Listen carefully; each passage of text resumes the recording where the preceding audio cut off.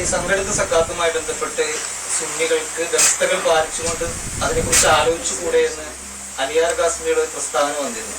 എന്താണ് അതിന് താങ്കളുടെ പ്രതികരണം? സംഘടിത സക്കാത്ത് വേണ്ടെന്ന് തന്നെയാണ് ഞങ്ങളെ പ്രതികരണം. സംഘടിത സക്കാത്ത് ഉണ്ടാക്കിയ സ്ഥലത്ത് മുഴുവനും അപകടങ്ങൾ സംഭവിച്ചിട്ടുണ്ട്. മതപരമായ അപകടം.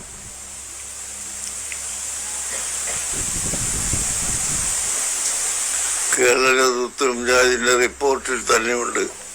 സക്കാത്ത് വാങ്ങിയിട്ട് പലിശക്ക് വേണ്ടി ബാങ്കിലിട്ടു, അതിൽ ഇത്ര പലിശ കിട്ടിയെന്നും ഒരു കൊല്ലം കഴിയുമ്പോൾ കൊടുക്കാൻ ബാക്കിയുള്ളത് എന്നൊക്കെ അവരെ റിപ്പോർട്ട് ബുക്കിൽ കാണുന്നുണ്ട്. സക്കാത്ത് ഒരു കൊല്ലം കൊടുക്കേണ്ടത് അടുത്ത കൊല്ലത്തേക്ക് ബാക്കി വെക്കാൻ പാടില്ല, പലിശക്ക് കൊടുക്കാൻ പാടില്ല, പൈസ വാങ്ങിയിട്ട് സക്കാത്ത് കൊടുക്കാൻ പാടില്ല. അതൊക്കെ ഇപ്പം ഇവിടെ നടന്ന കാര്യം അവരുടെ ഔദ്യോഗിക റിപ്പോർട്ടിൽ തന്നെ അവർ വായിച്ച് പുറത്തിറക്കിയിട്ടുള്ളതാണ്. അങ്ങനെയുള്ള അബദ്ധങ്ങൾ ഉണ്ടാകുന്നത് കൊണ്ട് വ്യക്തികൾ തന്നെ കൊടുക്കലാണ് ഏറ്റവും ഉത്തമമെന്ന് മതം നിർദ്ദേശിക്കുന്നു.